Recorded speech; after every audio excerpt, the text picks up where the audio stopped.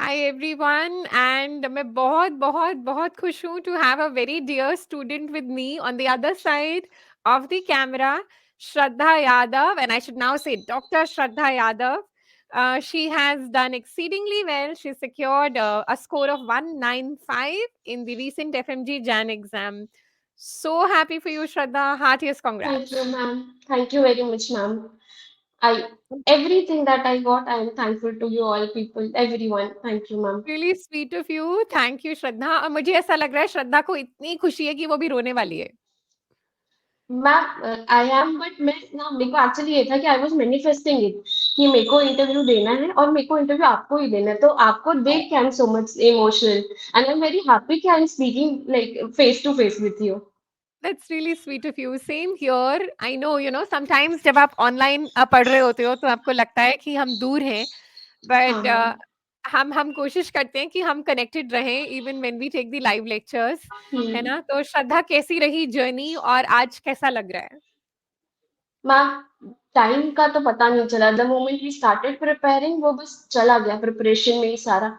और राइट। आज तो मैम एकदम सरप्राइजिंगली बिकॉज एग्जाम देने के बाद पता नहीं था कि क्या रिजल्ट आएगा कैसा आएगा। तो I was like in dilemma कि पता नहीं पास होंगे नहीं होंगे कि क्या होगा। एंड स्कोर तो लाइक मेरे लिए अभी शॉकिंग ही है मैंने अपना 3 बार रिजल्ट देखा कि पता नहीं ये मेरा ही है या नहीं है। राइट। सो आई नो, ये बहुत सारे बच्चों को ऐसा लगता है कि कहीं हम गलत तो नहीं देख रहे, किसी और का तो नहीं है। एंड स्पेशली व्हेन जब आगे पीछे जो हमें पता है कि स्कोर बहुत अच्छा नहीं है, हम्म। पास परसेंटेज भी कम है, तो डर ज्यादा लगता है ना? But Shraddha, all is well that ends well. So I think yes every ma'am. Effort that you made, all the hard work that you have done, it is all, I am sure, now seeming worthwhile, है ना? Yes ma'am. So हर श्रद्धा, means मुझे, हाँ, बता बता बता। I was not sure ma'am कि मतलब कैसा रिजल्ट क्या आएगा।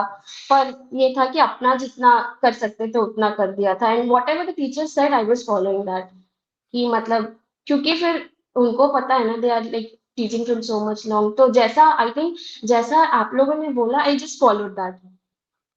That's really, and that's nice actually Shraddha. उससे क्या होता है ना, you are less likely to get distracted, you yes are ma'am. Less likely to gate confused also.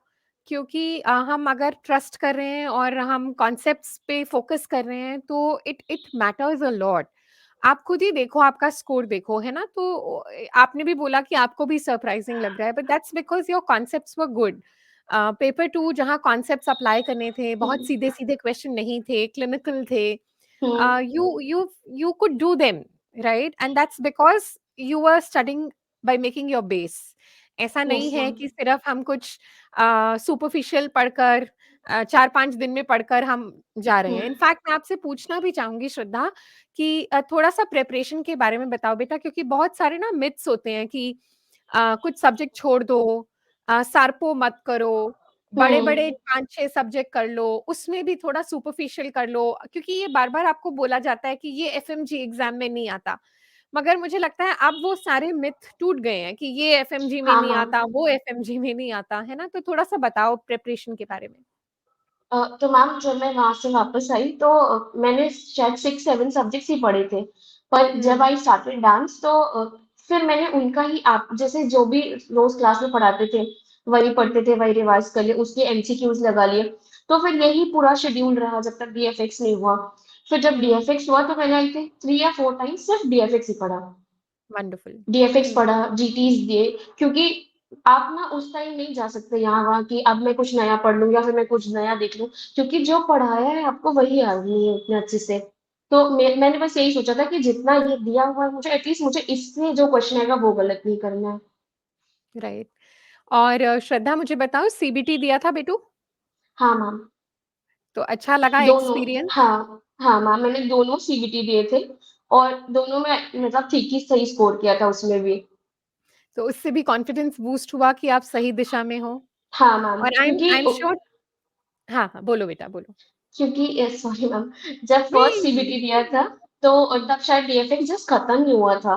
हाँ तो जी, हाँ जी। तब उसपे ये था कि फर्स्ट टाइम रिवीजन करके पूरे सब्जेक्ट्स का देना है तो कुछ सब्जेक्ट्स रह करेक्ट, गए थे हो नहीं पाए थे। तो फिर राइट, उससे जब उससे स्कोर आया तो काफी अच्छा लगा कि नहीं मतलब अगर इतने सब्जेक्ट्स में याद आ रहा है। है तो फिर अच्छा आ सकता है हाँ। फिर सेकंड टाइम में तो रिवीजन हो गया था सेकंड सीबीटी में, तो उसमें भी ठीक अच्छे स्कोर आया था। राइट। और मुझे लगता है क्योंकि उससे ना एग्ज़ाम की जो एंग्ज़ायटी होती है वो भी थोड़ी कम होती है, क्योंकि आप लोगों का हाँ, एग्ज़ाम मैम। मुश्किल है। 2 स्लॉट में होता है, बीच में ब्रेक भी होती है, एंड वो आपका मोमेंटम टूटता है और फिर से बनाना पड़ता है। तो वो you have to get into the rhythm of a real exam, है ना? हुँ। अच्छा, और थोड़ा-सा पेपर 1, पेपर 2 के बारे में कुछ बताना चाहोगे? Ma'am paper 1 mostly one liners ही था, तो थोड़ा-सा वन लाइनर्स थोड़ा ट्रिकी हो जाता है। मेरे को क्लिनिकल क्वेश्चन ज़्यादा ईज़ी लगते हैं, मतलब जैसे लोगों को लगता है कि उनको शायद वन लाइनर्स ईज़ी लगते हैं, क्योंकि वन लाइनर में तुमको आंसर आता है तो आता है, नहीं आता तो नहीं आता। क्लिनिकल में दैट्स आप सिम्पटम्स, कीवर्ड्स इतने सारे होते हैं, तो यू गेट जी, टू द पॉइंट, मतलब आंसर तक आपको आ जाता है। तो फर्स्ट पेपर में मुझे फर्स्ट पेपर का आइडिया नहीं था कि वो कैसा गया हुआ है, पर सेकंड पेपर हाँ, मुझे लगा कि अच्छा गया है। Okay, great. फिर उस एंड फिर उसके हाँ, हाँ, बोलो, बोलो, बोलो। फिर उसके बाद मैम जैसे-जैसे थोड़ा मैंने कुछ क्वेश्चन वैसे रिकॉल के देख लिए थे, तो फिर मुझे डर लगने लगा था। मुझे लगा कि ओह माय गॉड! अब पता नहीं क्या होगा, क्योंकि वो क्वेश्चन जो गलत होते हैं ना, आपको सिर्फ वही-वही हुँ, याद आते हैं, कि ये गलत हो दैट्स गया, ये गलत हो गया। जो सही हुआ है वो याद नहीं रहता, तो मुझे लगा कि पता नहीं मैं पास होंगी या नहीं होंगी। ओह! नहीं, अब तो अब रिलैक्स्ड है, आज अच्छा लग रहा है? बहुत ज़्यादा मैम, बहुत ज़्यादा।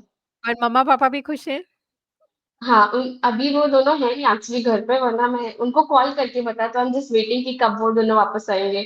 ग्रेट, उनको मेरी तरफ से भी प्लीज़ कांग्रेचुलेट करना एंड बोलना कि ma'am has said that she is proud of me. And thank you ma'am. Also Shraddha, ये आपको ये भी बताता है कि आप में कितना पोटेंशियल और कैपेबिलिटी है ना? सो इससे आपका कॉन्फिडेंस यहाँ से यहाँ आना चाहिए, and you hmm, have to set set next higher aim for you, next goal for you, है ना? सो आई एम श्योर आप जो भी करोगे उसको पूरा दिल लगा के करोगे और अच्छे से करोगे। Yes ma'am. Keep smiling, and the entire DAMS family, Sabhi faculty, we are so happy to be a part of your journey and we wish you a very bright future ahead.